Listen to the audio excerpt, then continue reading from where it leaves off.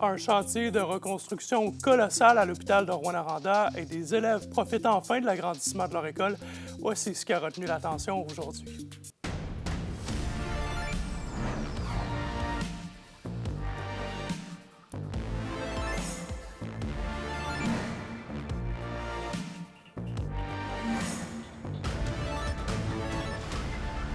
Bonsoir tout le monde, ici André Audet pour vos informations régionales. D'abord, on revient sur l'incendie à l'hôpital de Rouyn-Noranda. Notre équipe qui a pu visiter les lieux aujourd'hui et les dégâts laissés là, par la fumée et l'eau ont des allures d'apocalypse. Le chantier de reconstruction s'annonce, lui, colossal, comme l'a constaté Olivier Morin.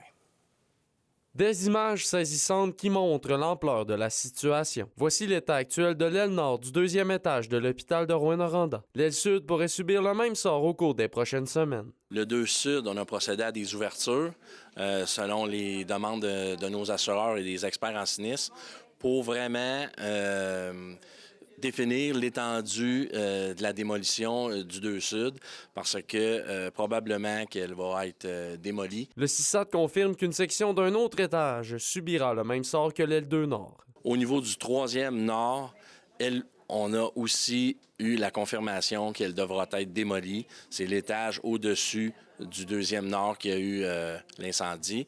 Cet étage-là, c'est confirmé, ça va être démoli à 100 %. Malgré les perturbations, le travail continue pour reprendre certains services. Pendant ce temps-là, il faut être capable d'offrir les services à la population et c'est là où on déplace des blocs de l'hôpital, là, si je peux m'exprimer ainsi, d'un endroit à l'autre pour être capable de retrouver une offre de services qui répond aux besoins de la population ici à Rouyn-Noranda. À l'heure actuelle, d'importants travaux sont effectués au 4e étage pour être en mesure d'accueillir des patients. Il s'agit du même étage où se situent les unités temporaires de prénatalité ainsi que la pédiatrie. Je vous dirais, on est très confiant d'avoir l'accessibilité mi-septembre. Dans la semaine du 12 au 15 septembre, on devra avoir terminé les travaux du 4e sud. Sur un côté, il y a les soins intensifs. Sur l'autre côté, il va y avoir un médecine chirurgie. Mais certains services qui logeaient au 4e étage avant l'incendie demeureront maintenus ailleurs. Il y a toute une unité qui est complètement déplacée puis qui va demeurer déplacée à la maison des aînés pour les prochains mois. Et ça, c'est les gens qui font de la réadaptation pour quelques semaines, souvent donc viennent à l'hôpital et maintenant là, qui étaient à la maison des aînés, maison alternative à Rouyn-Noranda. Le CISAT mentionne qu'il faudra de 6 mois à 1 an avant que l'hôpital de Rouyn-Noranda puisse retrouver tous ses services. Olivier Morin, RNC Nouvelles, Rouyn-Noranda. Et c'était des élèves bien heureux de présenter leur école primaire, le Prélude, agrandi et revampé plus tôt aujourd'hui à Rouyn-Noranda après des années de travaux. Roxane Caillouette était à l'inauguration.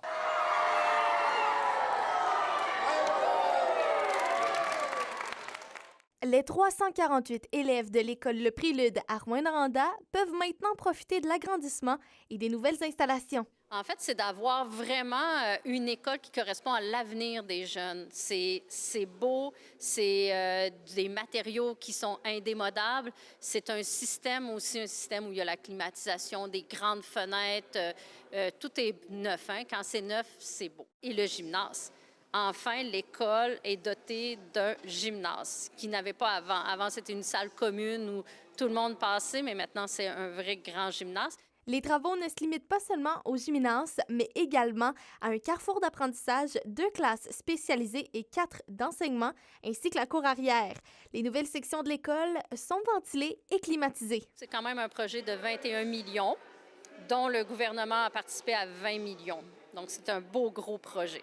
Ces importants travaux se sont déroulés sur près de 3 ans, ce qui a créé certains défis logistiques. Principalement, le gros défi, c'était de jumeler le chantier de construction avec la vie scolaire, parce que nos élèves continuaient d'évoluer dans nos murs. Mais le personnel a fait ça avec brio, les élèves aussi. Donc, on est en mesure là, de bien conjuguer les deux. Là. La nouvelle section permet à tous les élèves du quartier de fréquenter la même école. Pour l'instant, il n'y a pas d'autres gros projets comme ça. C'est vraiment la seule école. C'est une école qui en avait besoin parce que l'école Le Prélude est quand même la seule école primaire de tout le secteur de Rouyn-Sud. Donc, c'était un besoin.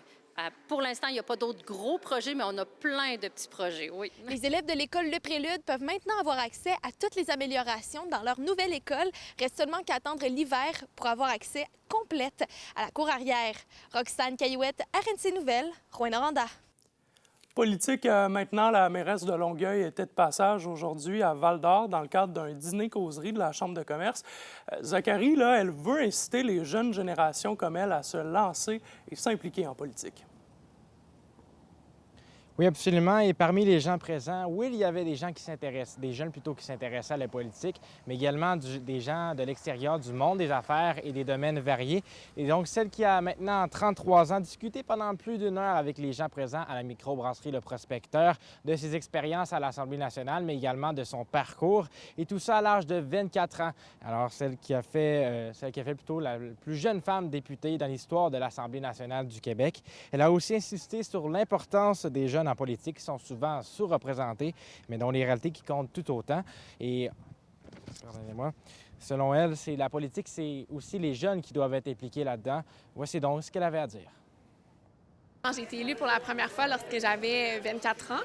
J'ai rapidement vu que, en fait, je le constatais déjà, que les jeunes sont sous-représentés, mais pourtant, on vit des réalités tout aussi importantes et valables que les gens plus âgés. Puis c'est l'objectif en politique, c'est de trouver des solutions qui vont répondre aux enjeux qui sont vécus par l'ensemble de la population. Donc c'est pourquoi c'est si important d'avoir des jeunes pour porter la voix aussi des enjeux qui parfois sont peut-être moins criants.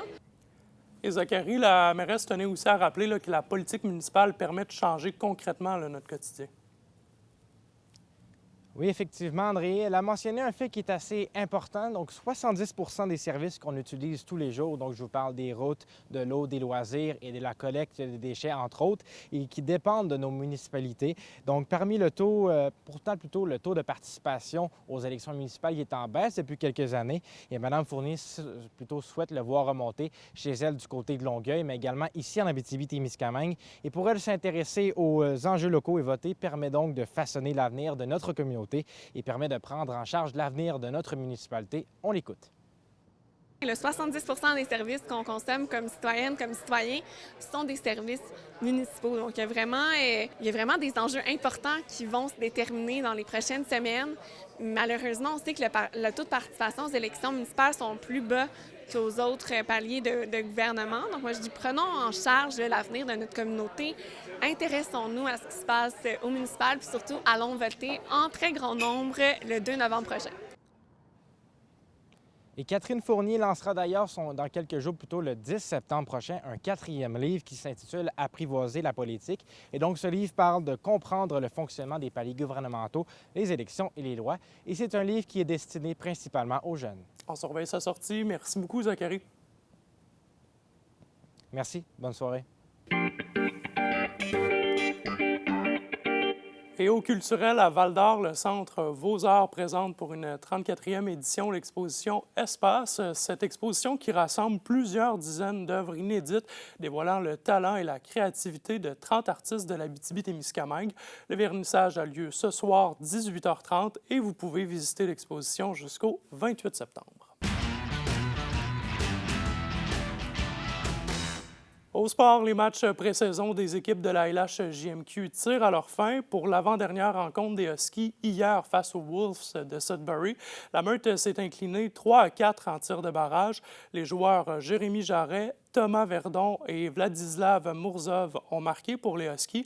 Pour les derniers affrontements, les Huskies qui s'affronteront samedi aux Olympiques de Gatineau, samedi à Rouyn-Noranda. Et pour ce qui est des Foreurs, ils affronteront l'Armada de Blainville-Boisbriand demain soir à Saint-Jérôme. Et à la météo, ce sont des nuages ce soir et cette nuit, minimum de 6 en Abitibi et de 8 au Témiscamingue. Demain, c'est de la pluie avec des risques d'orage en après-midi. Le soleil qui pourrait peut-être se pointer le bout du nez, c'est à voir, maximum de 14 plus au nord et de 16 plus au sud. Un petit aperçu pour samedi, les averses qui s'accrochent, mais pas impossible d'y retrouver encore une fois le soleil, maximum de 15 sur toute la région. Et c'est ainsi qu'on a vu ce jeudi 4 septembre. Merci beaucoup d'avoir été parmi nous. On se dit à demain. Bonne soirée sur les ondes de Nouveau.